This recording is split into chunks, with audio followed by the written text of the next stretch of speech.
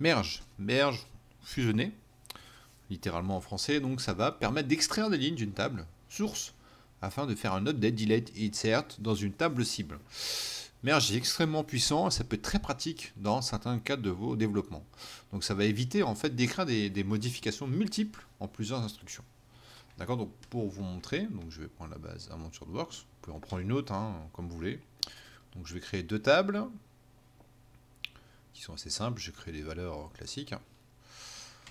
Les deux tables sont créées. Donc pour vous montrer ce que va faire le merge, je vais d'abord faire une jointure sur les deux tables et on va voir ce qu'on va merger.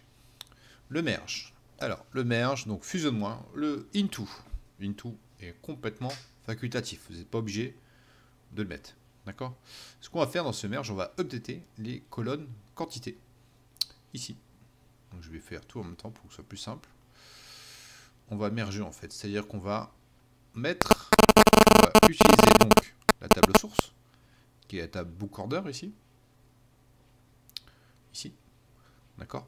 On va lui dire quand ça match, donc quand je fais une jointure sur les deux colonnes, donc 1, 3, 5 ici.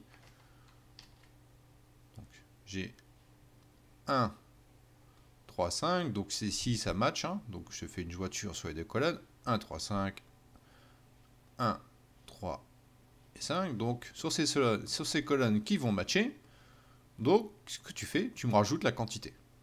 Donc ce qui va se passer, donc je vais avoir par exemple le 1, ici ça va me faire le 6, donc le 1 quand on va merger ça va faire 6 plus 3, d'accord, donc 6 plus 3, donc ici donc ça va merger, ici le 3 vont merger, donc ça va y aura une correspondance, ça va faire 3 plus 0, donc ça va faire 0, et pour le 5 ici, donc le 5 ben, ça va être 0 plus 5. Donc on aura 9, 0 et 5. On va vérifier quand même. Donc on va merger. On fusionne. Et qu'est-ce qui se passe? On a bien 9, 0, 9, 0 et 5. Ok? Donc on a mergé toutes les correspondances qu'il y avait lors de la jointure, ici. Et on a juste rajouté la quantité. D'accord? On peut aussi merger sur un delete et un insert. Ok? Donc on va utiliser donc ces deux tables.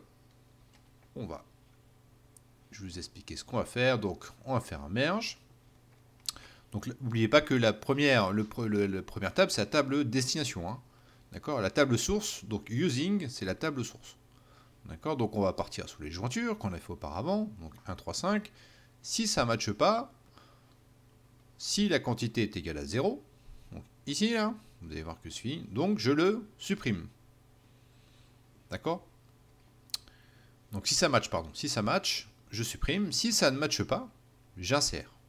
Alors ce qui va se passer, c'est que lui, donc, ça va pas matcher. Le 0, il va supprimer. D'accord? Et si ça matche pas, bah, tu vas m'insérer ce qui n'a pas comme correspondance. Donc il va insérer le 7, ici, qui n'est pas dans cette ligne. Parce que ici, c'est la table source. Ici, c'est la table cible et ça, c'est la table de source. D'accord? Donc, on va jouer la requête. Alors, je vais faire le merge et en même temps, je vais faire un select pour que ce soit plus simple. Voilà ce qui s'est passé. Il a donc supprimé la table, la ligne 3, qui avait 0, donc ça n'a pas matché. Et il a inséré la ligne 7, qui n'était pas dans la table source. D'accord? Donc, on a vu qu'en faisant une requête qui n'est pas extrêmement difficile à faire, on a fait plusieurs instructions en faisant juste un merge. Donc utilisez bien le merge, vous allez voir que dans certains cas, ça va vous aider grandement.